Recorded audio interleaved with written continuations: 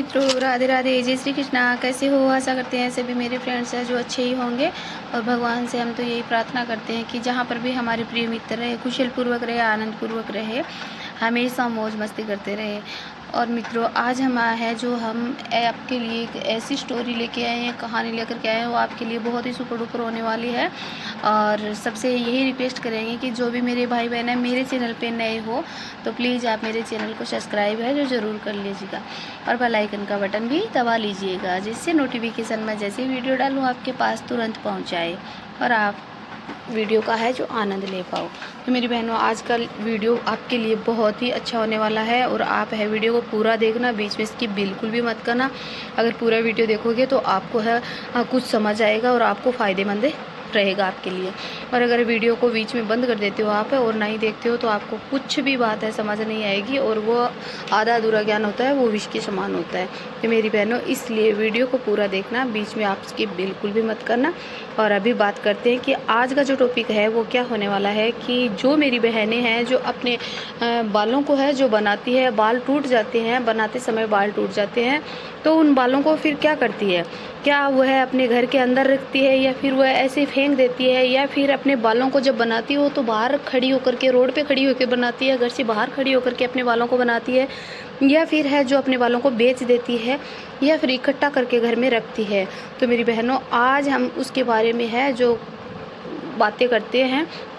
और अगर जो महिलाएं अपने बालों को फेंक देती है या फिर बेच देती है तो मेरी बहनों ध्यान से सुन लेना कि ज़िंदगी में है इतनी मुसीबतें आएगी, इतनी मुसीबतें आएगी अगर ये आप काम कर रहे हो तो, कि आपने कभी सोचा भी नहीं होगा। तो इसलिए आज जो मेरी बहनें बालों को फेंकती है या फिर बेचती है तो वो वीडियो को पूरा देखना और आगे से आप ऐसा काम कभी भी ना करें।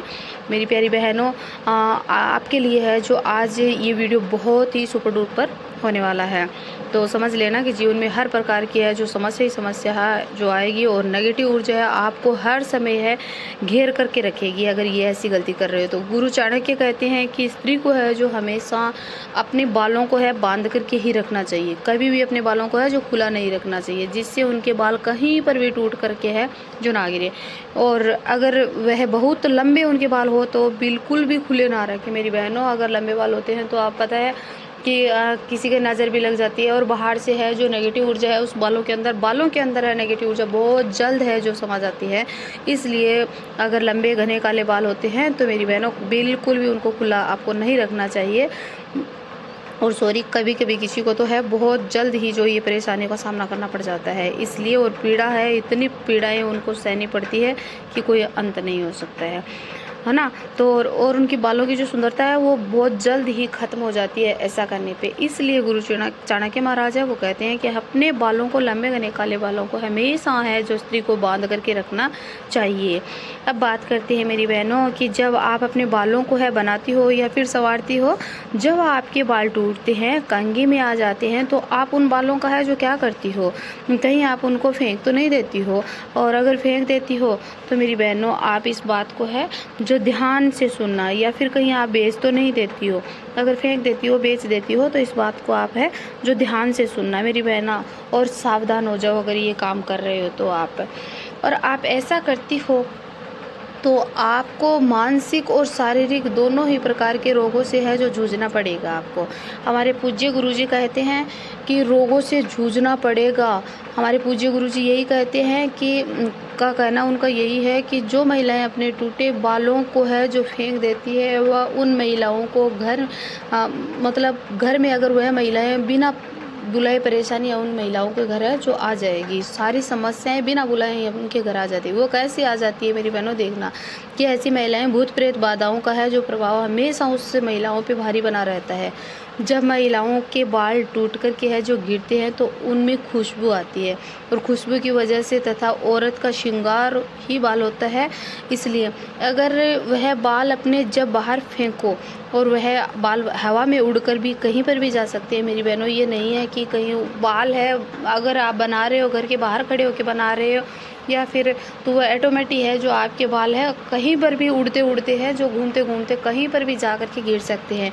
आप उस बालों को नहीं देख सकते हो, चाहे वह चौराहे में गिर जाए, चाहे शमशान में गिर जाए, चाहे गलत जगह पर गिर जाए, चाहे कहीं पर भी है, रास्ते में हवा भी ऐसे चलती रहती है, नेगेटिव ऊर्जा भी होती है, तो कहीं से भी वह बाल टकरा सकते हैं।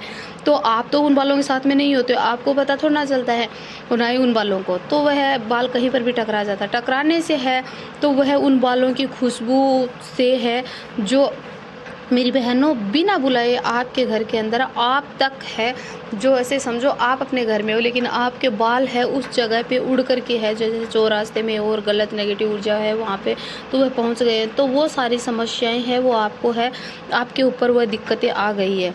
मेरी बहनों कई बार ऐसा होता है कि जैसे तांत्रिक विद्या जो करने वाले लोग होते हैं वह ऐसी चीज़ों का है जो ऐसे ढूंढते ही रहते हैं, तो उनके हाथों में ऐसे बाल लग जाए, ऐसे समझो आप लग जाए, तो आप अपने घर बैठे हो, आपने किसी का भी बुरा नहीं किया है, कभी कुछ नहीं किया, लेकिन मेरी बहनों ऐसा होता है कि कहीं पर आप बैठे हो लेकिन जलने वाले बहुत होते हैं। आजकल है जो दुनिया में अच्छा सोचने वाले बहुत कम है, बुरा सोचने वाले बहुत ज़्यादा है, तो इसलिए है जो आपके बालों पे है तांत्रिक विद्या भी की जा सकती है, तो फिर आपको है परेशानियाँ झेलनी पड़ती है, और नकारात्मक ऊर्जा है, नकारात्मक शक्ति है जो आपके ऊपर है जो हावी हो जाती है। मेरी बहनों अगर आपको बहुत ज़्यादा स्त्रियों के बारे में है जो जानना है, आपको प्रत्येक उसकी स्त्री की चाल चलन के बारे में जानना है, हर एक अंग के बारे में जानना है तो एक सामुद्रिक नाम से है जो बुक आती है, उस बुक में स्त्री का है जो विवरण पूरा किया गया है। तो उस सामुद्रिक शास्त्र में लिखा गया है कि माताओं को लक्ष्मी का रूप माना जाता है, और महिलाओं को है जो बाल लंबे होते हैं, बाल होते हैं उनके, तो उनकी सुंदरता में है 4 चांद लगा देते हैं, बल्कि माता लक्ष्मी का भी प्रतीक माना जाता है।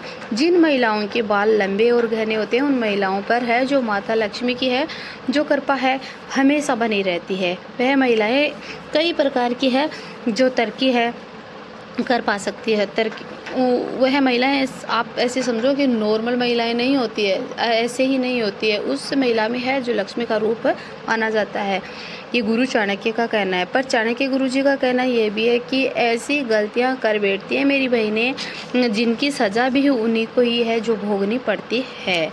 महिलाओं को ये नहीं पता होता है कि उनको है जो बाल कब धोने चाहिए, कब बालों को है कटवाना चाहिए, और क्या बालों को फेंकना चाहिए या फिर क्या बेचना चाहिए, ये सब महिलाओं को है जो नहीं पता है। मेरी माताओं बहनों, हिंदू धर्म में आपको है ख़ास तौर से इन बातों का है ध्यान रखना होता है।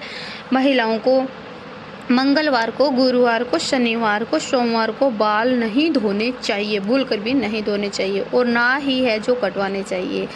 इसके अलावा अमावस्या, एकादशी, पूर्णिमा को भी है जो बाल नहीं धोना चाहिए और ना ही कटवाना चाहिए।